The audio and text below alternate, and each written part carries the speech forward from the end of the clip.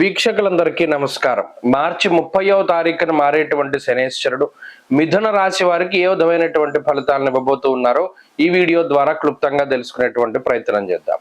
ముఖ్యంగా మిథున రాశి వారికి మార్చి 30వ తారీఖున మారేటువంటి శనేశ్వరుడు 10వ స్థానంలో ఆయన తామ్రమూర్తిగా సంచారం చేయబోతూ ఉన్నారు.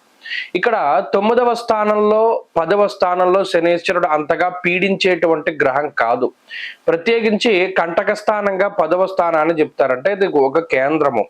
అయినప్పటికీ 9, 10 స్థానాల్లో శనేశ్వరుడు అంతగా బాధించేటువంటి గ్రహం కాదు, అంతగా యోగించేటువంటి గ్రహము కాదు. ఇంకా చెప్పాలి అంటే కొంత వ్యతిరేకమైనటువంటి ఫలితం వచ్చినప్పటికీ అష్టమ శని, అర్ధాష్టమ శని, ఏలినాటి శని అంత విపరీతమైనటువంటి పరిస్థితులు ఈ రాశి వారికి ఉండవు.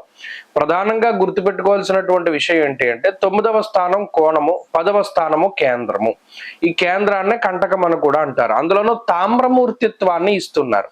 తామ్రమూర్తిత్వం వల్ల శనేశ్వరుడు 30% రిజల్ట్ మాత్రమే ఇవ్వగలుగుతారు. అంటే ఆయనకు ఉండేటువంటి క్యాపబిలిటీ, ఆ మూర్తిత్వాన్ని బట్టి ఆ గ్రహం ఎంత ఫలితాన్ని ఇస్తుంది అనేటువంటి దాన్ని అంచనా వేస్తారు. తామ్రమూర్తిత్వంలో ఒక 30% మంచైనా చెడైనా ఇస్తారు. కాబట్టి ఈ శని మార్పు గురించి మిథున రాశి వారు అంతగా భయపడవలసినటువంటి పరిస్థితులు కానీ లేదా ఆలోచించవలసినటువంటి పరిస్థితులు కానీ ఉండవు. ఎందుకంటే ఈయన ఇందాక చెప్పుకున్నట్టు అంత పీడించేటువంటి స్థితి కాదు. అయితే దశమము అనేటువంటిది చాలా కీలకమైనటువంటి స్థానము. వృత్తి, ఉద్యోగము, కర్మకి సంబంధించినటువంటి స్థానం కదా.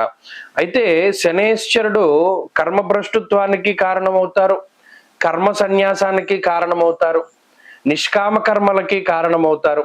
అది వారి వారి యొక్క కర్మానుగతైన ఫలితాలను బట్టి ఉంటుంది. ఉదాహరణకి చూడండి, పరివ్రాజక యోగాల్లో కూడా ఈ కర్మస్థానము శనేశ్వరుని యొక్క స్థితిగతులను బట్టి ఒక రకమైనటువంటి అంచనాకు వస్తూ ఉంటారు. ఇతను నిష్కామ కర్మలు చేయగలుగుతాడా, లేదా సకామ కర్మలు చేస్తాడా, లేదా కర్మలకి అతీతంగా వాళ్ళు పనిచేస్తూ పోతారా, ఇలా రకరకాలుగా ఆలోచనలు చేస్తుంటారు. అయితే ఇది గోచారము, జాతకం వేరు, గోచార పరిస్థితులు వేరు. కాబట్టి ఇక్కడ లగ్నాధారితంగా ఫలితాలు రావు, కేవలం రాశి బట్టి మాత్రమే ఫలితాలు వస్తూ ఉంటాయి. మిథున రాశి వారికి దశమంలో ఉండేటువంటి శనేశ్వరుడు వ్యాకులం, శోక సంతాప, పాపముద్యోగ విఘ్నకం అన్నారు. ఇక్కడ ప్రధానంగా వీరు దృష్టి పెట్టుకోవాల్సింది ఏంటి అంటే వృత్తి, ఉద్యోగ, వ్యాపార, వ్యవహార, వ్యవసాయాదులు. అంటే ఏదైతే వీరు కర్మను చేసి జీవితాన్ని వెళ్ళబూస్తూ ఉన్నారో, కొంతమంది ఉద్యోగం చేస్తారు, కొంతమంది వ్యాపారం చేస్తారు, కొంతమంది వ్యవసాయం చేస్తారు, ఇలా అనేక రకాలుగా ధనార్జన చేస్తూ ఉంటారు. అంటే ఏదైనా ఒక కర్మ చేస్తే దాని తాలూకు ప్రతిఫలం ధన రూపేణ వీరు స్వీకరించి ఆ ధనాన్ని ఆర్జించడం ద్వారా కుటుంబాన్ని వీరిని ముందుకు తీసుకెళ్తూ ఉండేటువంటి పరిస్థితులు. అలా ఈ కర్మస్థానం మీద శనేశ్వరుని యొక్క ప్రభావం అధికంగా ఉంటుంది. ప్రత్యేకించి వీరికి ఏమవుతుంది అంటే ఆలోచనలన్నీ కూడా, ఉదాహరణకి ఉద్యోగం చేస్తున్నారు ఎవరో ఒక వ్యక్తి, ఈ శనేశ్వరుని యొక్క దశమ స్థాన స్థితి ఉండడం వల్ల ఈ రానున్నటువంటి 2.5 సంవత్సరాల్లో అతనికి ఒక రకమైనటువంటి ఆలోచన వస్తుంది. అబ్బే, మనం ఎంతకాలం అయినా ఉద్యోగం చేస్తూ ఉంటే ఉద్యోగం చేస్తూనే ఉంటాము, చక్కగా వాడు ఎవడో వ్యాపారం చేసుకుని మనకన్నా వెనకాల ప్రారంభం చేసి వాడు ఇల్లు కట్టాడు, కారు కొన్నాడు, ఇంకా రకరకాల హడావిడి చేస్తున్నాడు కదా, మనం కూడా ఉద్యోగం మానేసి వ్యాపారంలోకి వెళ్ళిపోదామని అనుకుంటారు. ఇక్కడ శనేశ్వరుడు ఎంతసేపు ఇలాంటి ఆలోచననే కలగజేస్తారు. తప్పితే వాడికి వ్యాపారం ఎందుకు సూట్ అయింది, మనం ఎందుకు మొదటి నుండి మన కుటుంబ వ్యవస్థ వ్యాపారంలో లేదు, లేదా అసలు మనకి వ్యాపారంలో మెలకువలు తెలుసా, ఇలా లోతుగా అధ్యయనం చేసేటువంటి దాన్ని కలగనివ్వరు. అంత ఆలోచన రాదు. ఎంతసేపు కూడా కంపారిజన్ చేసేటువంటి విధంగా ఉంటారు. ఇప్పుడు ఒకడు వ్యాపారం పెట్టుకుని సక్సెస్ అయ్యాడంటే వాడికి అందులో మెలకువలు తెలుసు, నీకు తెలియదని. కానీ ఇప్పుడు అవేం ఉండవు. ఎంతసేపు కూడా మనం కూడా ఏదో ఒకటి కొత్తగా వ్యాపారం చేద్దాం, ఉన్న వృత్తిని మానేద్దాం, ఇంతవరకు సాగుతూ ఉన్నటువంటి వృత్తిని మానేద్దాం, కొత్త వృత్తిని ఎంచుకుందాం అనేటువంటి ఆలోచనలు ప్రధానంగా వస్తాయి. అందుకనే దశమ శని ఉన్నటువంటి వారిని ఎక్కువ మందిలో నేను ఈ మార్పులు గమనిస్తూ వచ్చాను. వాడు అప్పటి వరకు ఉద్యోగం చేసేవాడు మానేసి వ్యాపారం చేద్దాం అనుకుంటాడు. తీరా ఈ డబ్బు ఇంకో దాంట్లో పెడితే ఉన్న డబ్బు పోతుంది, రావాల్సిన డబ్బు రాదు, ఇప్పటి వరకు వస్తున్న డబ్బు కూడా వీడు నాశనం చేసుకున్నవాడు అవుతాడు.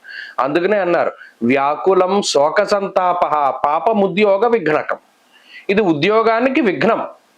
ఇప్పటి వరకు ఏదైతే పని చేస్తున్నాడో దానికి విఘ్నాన్ని కలిగిస్తాడు శనేశ్వరుడు. అలాగే ఇది ఇంకో రకంగా కూడా అన్వయం అవుతుంది. ఇప్పటి వరకు ఉద్యోగం చేస్తున్నటువంటి వారికి సడన్ గా ఉద్యోగంలో మార్పు లేదా కొంతకాలం ఉద్యోగం లేనటువంటి స్థితిని కూడా శనేశ్వరుడు కలగజేస్తారు. అప్పుడు ఏమవుతుంది, వ్యాకులత చెందుతారు. అంటే ఏదో మానసికమైనటువంటి అశాంతి అధికంగా ఉంటూ ఉంటుంది. కాబట్టి ఇక్కడ వృత్తి, వ్యాపార, వ్యవహార, వ్యవసాయాదుల్లో మార్పు చేర్పులు జరగడము, లేదా కొంతకాలం పాటు ఉద్యోగం అది లేకుండా ఉండడము, కొంత ఇలా వృత్తి పట్ల వ్యతిరేకత భావాన్ని కలిగించేటువంటి పరిస్థితుల్లో శనేశ్వరుడు ఉంటారు. ఈ విషయం పట్ల మాత్రమే మిథున రాశి వారు జాగ్రత్త పడాలి. తప్పితే ఇక మిథున రాశి వారికి వ్యతిరేకంగా ఇంకేమీ గ్రహస్థితి కనపడడం లేదు. కేవలం వృత్తి ఉద్యోగాలకే వ్యతిరేకత. అది దాటి ముందుకు వెళ్ళగలిగితే ఈ శనేశ్వరుడు ఫలితాలు బాగుంటాయి. ప్రత్యేకించి శనేశ్వరుడు యొక్క ఆనుకూల్యత కోసమని శనిత్రయోదశుల నాడు ప్రత్యేకించి శనేశ్వరుడికి అభిషేకాదులు చేసుకుంటూ ఉండడం, శనివారం నాడు శివాలయానికి వెళ్లి దీపారాధన చేస్తూ ఉండడం, ఇటువంటివి చేయడం ద్వారా కూడా ఉద్యోగపరంగా వచ్చేటువంటి ఇబ్బందులను దాటగలుగుతారు. ఇటువంటి ఆలోచనలు ఎప్పుడైతే వస్తాయో ఆ ఆలోచనలు తగ్గించుకోవడం ద్వారా కూడా వీటి నుండి బయటపడడానికి అవకాశాలు ఉంటాయి. స్వస్తి.